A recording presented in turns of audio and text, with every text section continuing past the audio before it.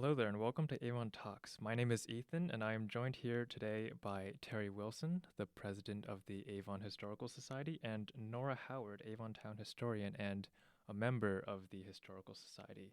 And these two are going to help me today by introducing Avon's history and why this podcast is going to be so important moving forward. Thanks, Ethan. This is Terri. It's a pleasure to be one of your first guests and share with those listening that the idea for Avon Talks podcast came from you, a rising freshman at Tufts University.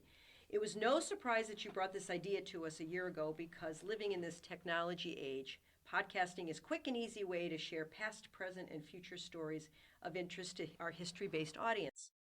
The mission of most any historical society in any town in America is to promote local history of their town and its people, and we're exactly the same. And this new venture is perfect for that. And I applaud you, Ethan, for suggesting the 4 themes of the show moving forward. So everybody, you're going to be hearing Avon narratives about Avon historic buildings, landmarks, and sites, historical events, and some modern Avon history. So this is the Avon narrative themed program. And I'm pleased to share this time with our town historian, Nora Howard, who's one of my partners in all things local history. Thank you, Terri. This is Nora. And I'm glad to be on Ethan's podcast with the Avon Historical Society. I'm a native to Avon. I grew up here and have been town historian since 2005. And my role is to support the Historical Society in all its endeavors, to answer questions from the public, to help collect artifacts and papers for the benefit of the Historical Society and the Marion Hunter History Room in the Avon Free Public Library. And just those tasks keep me very busy and also Terri very busy. We're a great partnership here. That is for sure. And you asked about Avon history. Well, that's, of course, being in New England, we have a very deep history. We go back, we now know, 12,000 years at least, as far as people inhabiting this area. But of course, our Avon town history goes back to contact time with the English who settled here. We were part of the town of Farmington, which is just south of us. And when the first folks came here, and what was it, or around 1645. 1645. Or so, there. yeah, right around there. And they settled in this, in what were the farming area of Avon. And it was originally, they called it Nod. And later it became Northington because we're north of Farmington. We're one of Farmington's daughter towns. There's several of them around this area. So if you're familiar with the Farmington, Connecticut area, you'll know the towns around it like New Britain and Berlin and Southington, all are daughter towns of the town of Farmington. We were not named Avon until 1830, and that is when we got our charter from the General Assembly to do that. So we will be having our bicentennial of our naming in just a few years. That's what's coming. So since then, we have grown into a suburb of the city of Hartford, and we have some great rich history, which I think we'll get into as we keep going. So you mentioned how the purpose of the Avon Historical Society and any historical society in this country is to promote local history. And I was wondering, what are some things that the Avon Historical Society has been doing recently or is planning on doing to fulfill this mission of promoting local history? Wow, that's a big topic. Nora, do you want to start with anything? I will start, and Terry's got a lot to say, but I've done my part. I've written 3 books about Avon. One, a photo history by History Press. Another one, the biography of our second minister, Reverend Rufus Hawley, based on his diary, which we have in the history room, a diary he kept for 50 years. And the latest book is a history of the 2 congregational churches in town, the West Avon Congregational Church and the Avon Congregational Church, with gobs of pictures, very elaborate captions. And while it's a history of the 2 churches, it's also a very detailed history of the town. So that's what I do. That's what you have done, That's right? what Exactly. I have done. Well, the Historical Society has a very large mission, and we've taken on an awful lot of projects over the years. But let me just give you a little background, a little history of the society itself. The founders of the Historical Society filed all the necessary paperwork with the state of Connecticut to form itself in December of 1973. They were officially stamped and accepted as a nonprofit on January 2nd of 1974. So next year, 2024, we will be 50 years old. So that's our goal. It's our golden anniversary. And actually, the society has been moving forward ever since and never looked back. So the society's grown and it's morphed over these past 5 decades into a very large, active, and visible organization in the town. And this is in thanks in part to the group that in 1973 saw the upcoming National Bicentennial in 1976 and thought it was a good time to show pride in our country and in our town. So like many other local historical societies that formed at that time, the first thing that they did was they signed a 99-year lease with the town of Avon to restore and open to the public the 1865 one-room Pine Grove Schoolhouse, which sits on its original location on the corners of West Avon and Harris Roads in what's part of the Avon called West Avon. Originally, it was called Schoolhouse Number 7. It was an operating schoolhouse for children in West Avon and parts of Farmington until 1949, when all the one-room schoolhouses in town were closed because of the opening of more modern schools. The schoolhouse was listed on the National Register of Historic Places in 1980. So shortly thereafter, the society signed another 99-year lease to dismantle and move an even older one-room schoolhouse to where it was located on Country Club Road, where the Avon Library is today. That building opened as a museum to Avon's history in 1983, but it closed in 2012 due to structural issues. However, I'm very pleased to announce on this podcast that in partnership with the town of Avon, the society is now beginning renovations to the building and will reopen it sometime soon as the Avon History Museum, hopefully by next year.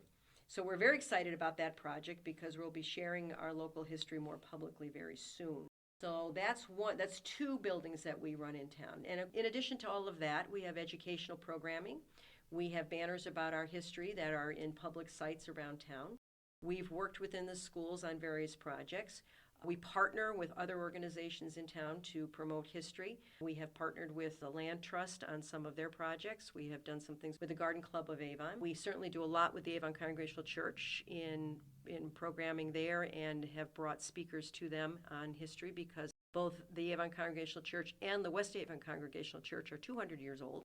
And so they have seen a lot over the years, and we bring speakers from various periods to them for public viewing, and it's all very good. It works out very well, so we're really happy with everything that we have been doing. Are there any of these projects that you mentioned with organizations such as the Avon Congregational Church or any of these educational programs with schools that you think particularly define the Avon Historical Society and what they do, and that the Historical Society is very proud of as sort of landmark programs within their history? Not too long ago, we had reenactors as Abraham Lincoln and Frederick Douglass come to the Avon Congregational Church, and they were in character to portray a time when Douglass and Lincoln met, and in the 1800s, middle of the 19th century, and talked about the time period where race in America was discussed quite a lot, and we tied it to today with a discussion afterwards with the audience. Now, Nora, you watched it from above and looking up in the gallery, and what did you think of that? Well, we videotaped it, and it's actually on the Avon Congregational Church I remember that now, right? website and on our Facebook page. I'm the historian of the Avon Congregational Church as well, so the 2 worlds collided, and I was really proud of it. I mean, the audience was on the edge of their seats. You could just imagine these 2 amazing men, Lincoln and Douglas, meeting, and just by looking at these talented reenactors, you were swept back to that time, and in a building that stood at their time, too. So it was a timely event, a historical event, and I think it showed the Historical Society's commitment to both history and also being relevant to today. Right, that's exactly right. Having Frederick Douglass and Abraham Lincoln in a church that was standing during their time, knowing that this church congregation more than likely had these discussions on race issues, similar to what is going on in today's society, was very relevant. And I was really proud of that event, and I'm glad it was well attended. And now remember, it is on your website, so that's great. Everybody can watch it. So go to the church website and you can watch it. And it was in August of 2022. Yes, August, yeah. So you have to find it by date. So I heard about the recent discovery a few years ago of the Paleo-Indian site within Avon, Connecticut that dates back to 12,500 years ago. This has been a truly amazing time. But I want to provide some background first as to how this all came about. There's a bridge over Old Farms Road here in Avon that is on Connecticut Route 10. It's a state road called Waterville Road. For many years, the town of Avon worked with the Connecticut Department of Transportation on plans to rebuild and replace that bridge. But when the state of Connecticut project like this happens, the Federal Highway Administration pays for 80% of it and requires that there be a surface evaluation of land that will be dug. So surface evaluation is just going down several inches. But let's flash back to 1981 when Ken Fader, an archaeologist with Connecticut State University, conducted some sample digs for the Farmington River Archaeological Project that started in 1975. They worked very close to where the bridge would be now, in a field near Fisher Meadows, and found a few feet down a cache of stone tools from the late Archaic to the Woodland period, which is as early as 6,000 years ago to 2,000 years ago. This information was readily available to all archaeologists over all of these decades, including the former state archaeologist Brian Jones, who in 2018, when the DOT was ready to have the contractor dig for the new bridge, asked that he and others be allowed to not only conduct the surface excavation required by the Federal Highway Administration, but to do some deep soil sample analysis because he predicted that there could be a Paleo-Indian site deeply buried beneath the alluvium. You're going to hear that term. That's a term used which means the silt in the sand that runs along the side of a running river. So he was way ahead of his time, and he was completely correct. The Farmington River is an environmentally rich area for ancient people. So in early 2019, the Connecticut DOT hired Archaeological and Historical Services of Storrs, Connecticut, to work with state archaeologist Brian Jones to do a deep dive dig. They were granted an area to dig that they ended up in 2 months going down 6 feet and discovered what is now the oldest known human occupation site in southern New England. It is dated to be from 12,500 years ago, which is the time period of 10,000 BC, which is when the ice was receding during the last known ice age. We now know that for thousands of years, indigenous and native peoples came to this same spot year after year to work their tools and to live outside that area. Over 15,000 artifacts and structures were removed from the site, which is deeply buried, and now holds the bridge abutments on the western side of the river. So it's all been covered up. The analysis of those items is still ongoing, and we hope a detailed report will be made available on the site sometime within the next few years. So now the site is named the Brian D. Jones Paleo-Indian Site in honor of the late state archaeologist who made that prediction of this site, and he was part of the discovery. As of last month, the site is now on the State Register of Historic Places, which grants an honorary distinction of it being an important historic site in Avon. After that discovery, the Avon Historical Society, and as you know, our mission is to promote and educate on the history of the town, took upon itself to form a collaborative with the Avon Library, the Avon Senior Center, and the Town of Avon administration to publicize this site widely. So to do that, we held a public presentation 1 year later about the find in February of 2020 at the Avon Senior Center. 400 people attended, which told us there's strong interest in this early time in our history. When the pandemic hit, we quickly pivoted to using Zoom to bring webinars to the public about various aspects of this time period. We're now in the 3rd year of our webinar series. We entitled it Unearthing History, the Discovery of a 12,500-Year-Old Paleo-Indian Site Along the Farmington River in Avon, Connecticut. We partner with the Farmington River Watershed, the Avon Land Trust, and the Institute of American Indian Studies in Washington, Connecticut, to present expert speakers on a large variety of topics of the Paleo-Indian period. So I encourage anyone listening to this podcast to visit the Avon Library website to watch the recordings of these webinars. As of today, we have had over 12,000 views of these webinars, and more events are coming very soon. So we are quite excited about all of that. It's a wonderful new piece of history for this area. Of course, it wasn't Avon 12,000 years ago, but it was here. So we know that this place has had early peopling all the way through to present. Terri, can you explain a little why the Paleo-Indians were even here? What were they looking? They were hunting. Hunting for caribou, which is the fancy word of reindeer. And we learned on one of the webinars just a couple months ago about how hunting of caribou took place and how they gathered them in groups and how important the caribou was to the Paleo-Indian. Their hides were used for clothing, although they only got 2.5 yards worth of hide off of every caribou, so they needed about 10 caribou for one person's kind of covering. They used the meat, they used the antlers for tools, they used them for a lot of things, and they were very plentiful.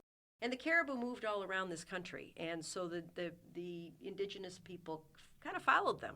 So they were following the caribou wherever they could because that was their meat source. But we also know, very exciting discovery that came out of this site, is blood residue from the elephant family found on 2 of the stone tools, which indicates that they killed and ate mastodon.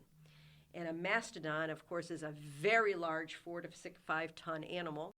And from that, the archaeologists have told us that they can then calculate that a family unit was probably 40 to 50 people, because it would take probably 20 to 30 men to bring down a mastodon, and then the women and the children would be part of the processing of it. So they now know that the groups who came here probably were around that size, and having a mastodon, of course, could probably provide them meat for a year, plus the hide and everything that they could get from it.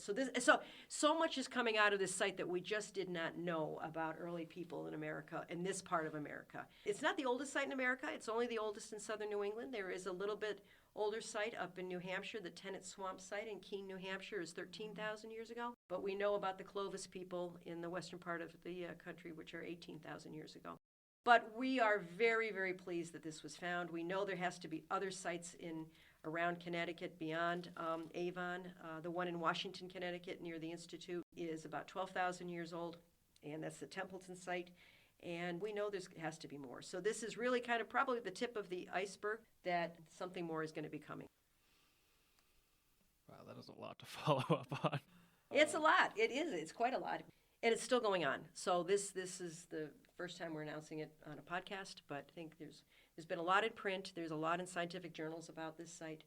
So we're really making a name for Avon. Beyond the webinars that you've already done as the Avon Historical Society and beyond the in-person talks about this, are there any other plans to promote this cement site? This within Avon history? Yes, absolutely. We just produced 6 7-foot tall banners that are about the different themes of the Paleo period. We have one that's just about the Brian Jones site. We have one that's about the megafauna, which is the large animals. Oh, yeah, that's the other thing. Nora, what is your favorite? Though my favorite are the giant beavers as tall as a 6-foot person. Right. Everybody loves the giant beavers. And the giant sloths and the snub-nosed bears that could run up to 40 miles an hour. There's just a banner just on the animals. We have a banner that's all about the fluted point. The fluted point was what the Paleo Indians were known for, and it's a certain design of a spear point, and they know by looking at the length and the shape of it that it's that period. So these 6 banners are now in public places in Avon, in hotel lobbies, in restaurant lobbies, in the town hall. Eventually they'll get into the schools next year, because school's closing down now because it's the end of the school year, but probably next year.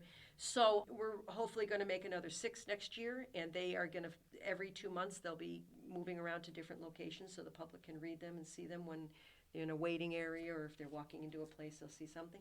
We already have 12 banners on Avon history that's also part of this, so that's a total of 18 banners on either Avon's history for the last 400 years or all the way back to the Paleo period that are around town. So that's another way that we're marketing it to the general public, so that they know that this exists. Is there going to be any place you can find the actual artifacts on display? The artifacts are all being, right now they're with that organization, Archaeological and Historical Services. Eventually they're going to be housed, I believe, with the Yukon Archaeology Department for further research, because these are the types of items that will be for research. But in the new museum that we're going to be creating, the Avon History Museum, we are going to be having on display an area devoted to the Brian Jones Paleo site, and we're going to be given some artifacts that are about 6,000 years old to put on display from the Institute of American Indian Studies. So that will be happening, plus some storyboards about the site here in Avon so that people are aware of it when that museum opens. And I'm hoping that there will be a sign, there is supposed to be, the Department of Transportation is going to be putting up some kind of signage down at the site eventually. And so this is all just coming, we're kind of in the middle of it. And so it's evolving as it goes, but that's how these things happen. And we've embraced it, and we're really pleased and happy to be able to share it with everybody. One of the things I'm wondering about this discovery, though, is how does it impact Avon today? How does it impact our understanding of Avon, the town, or, present Avon? Well, I think it just really humbles you. I mean, here we are about, to celebrate Avon's 200th anniversary as a town, in 2030. Mm-hmm. But my goodness, I mean, these are people that lived and worked here and fished and killed mastodons 12,500 years ago. It's just got to astound you. And I mean, does it make a difference in how we, live our daily life? Not much, but just to see this history and know it, and to find people that are enthusiastic about it, and to see what the archaeologists can understand by looking at a tiny little thing under a microscope. It's just phenomenal. It sort of gives you a greater appreciation of being here in general. Appreciation, awe, humility, and knowing that, oh my goodness, life has been here a long time, and yeah. we are part of the story. And for many of us, we feel our job is to save these stories. Do you think that's kind of part of the reason why studying this local history is so important? It's to save the story of Avon. It's to save the stories and pass the stories on. And when you see memorials to people or things, you hear that, oh, we'll never forget you, or we'll never forget that happened. Well, people do. Life moves on. And so our job is to save things and to tell the stories and to not forget and to not gloss over things, but to be fact-based. And yes. And I think we also need to acknowledge that we were not the only ones here, and we did not just arrive, that people have been here for thousands and thousands of years. They kept our environment and our area alive so that we can be here today. Don't forget, those folks 12,000 years ago were the first environmentalists. They were the first to use nature for medicine.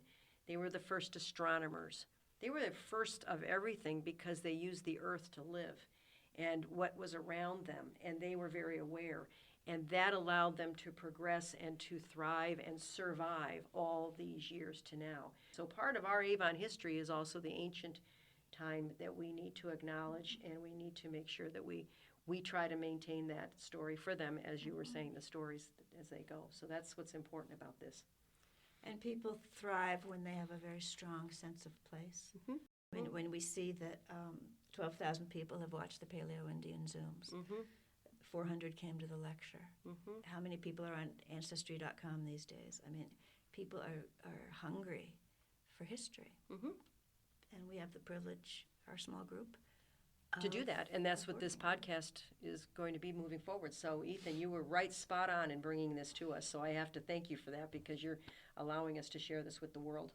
It's also interesting about the Paleo-Indians. While we are helping to preserve that story, the history room in the Avon Free Public Library, the Marion Hunter History Room, which has been in operation for decades, continually collects documents of Avon history. Anyone in the public can use it. It's open during most hours of the library during the week. And it has a very strong and talented staff that run it. And Terri and I just help support it in terms of we keep our ears to the ground for things to collect and take over. We've cleaned out at least 2 houses with the cooperation of the families and taken carloads of things to the history room, which have been processed in beautifully and are now perfectly organized and ready for researchers. The most amazing lately thing of the history room is their participation in the Connecticut Digital Archive, which is online. Just Google that. A database for museums and libraries in Connecticut. And you will see many different organizations that are part of it. You click on the Avon Library line, and up come 10,000 topics of showing 10,000 and growing images of papers, artifacts, photos, history, maps, photos, deeds. yes, yes, maps. I use it a lot. Terri does too. It's another way to save history for everybody and not have a researcher have to go back sometimes to the original document or item. 2 years ago, I moved over boxloads of very precious archives from the Avon Congregational Church, including founding documents that needed to be in a professional storage space and available to researchers. And the library took them beautifully, processed them, and they're now, many of them are on the Connecticut Digital Archive. So it's an incredible resource. And there's a second step to this that just has occurred. In the last year, the Connecticut Collections Database has been created. Both the Connecticut Digital Archive and Connecticut Collections databases are through the Connecticut State Library. So the Avon Library and the Avon Historical Society have applied for and have been accepted into the Connecticut Collections Database, which, like the one for Connecticut Digital Archive, which takes care of paper things, that's what I call it, paper things, it's ephemera, it's anything, it's maps, deeds, photos, that kind of thing. But for our 3D objects that we have, that the Historical Society has in its collection, things like houseware goods, textiles, everything that we have that you would see in a museum under a glass case, all of those are now going to be photographed and assessed and properly archived and stored. And all that information on all 800 items, we have about 800 items, it will be uploaded to the Connecticut Collections Database so that people can then research everything we have. The cool thing about that is that I see for any Historical Society museum is that we can now share that information with other museums. So let's say I want to do a quilt exhibit. I can go to Connecticut Collections Database, I can type in quilts, and all the museums and historical societies that have uploaded their information, I can see what quilts they have, contact them and say, oh, I want to borrow that one. I'd like to have that. We can now share our collections, and I wouldn't have known that they had this information if this database didn't exist. So in the next few years, I see this as being a huge, valuable tool for us to use for exhibits, for shows, for taking things into the schools, or talking about on podcasts like this. We can do this. So all that's coming, and we're all working towards it. So that's happening at the same time. And then just by I don't want to say sheer luck, because it took a lot of work on behalf of the Avon Library staff.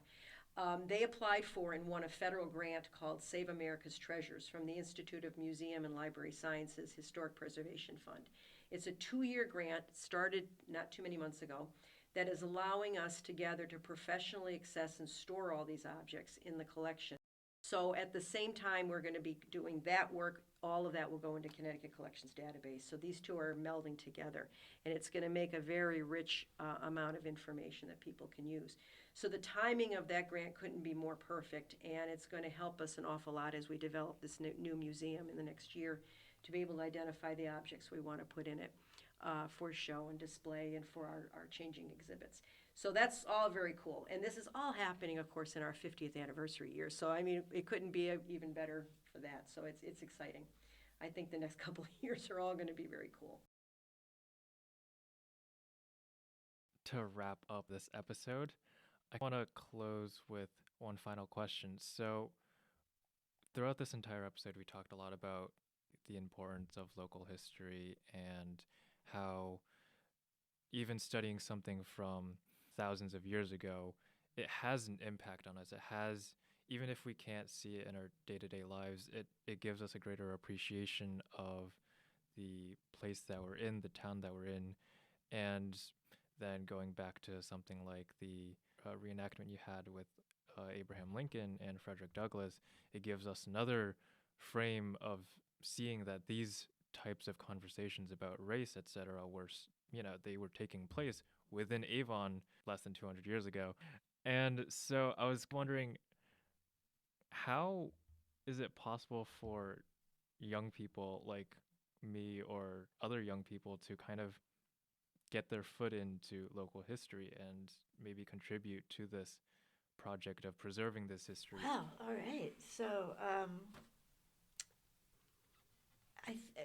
Terri or I or the library could throw out all sorts of research topics that we want to know more about, but we don't have the time to research or the expertise, because you're young, Ethan, and you know how to do a lot on the computer.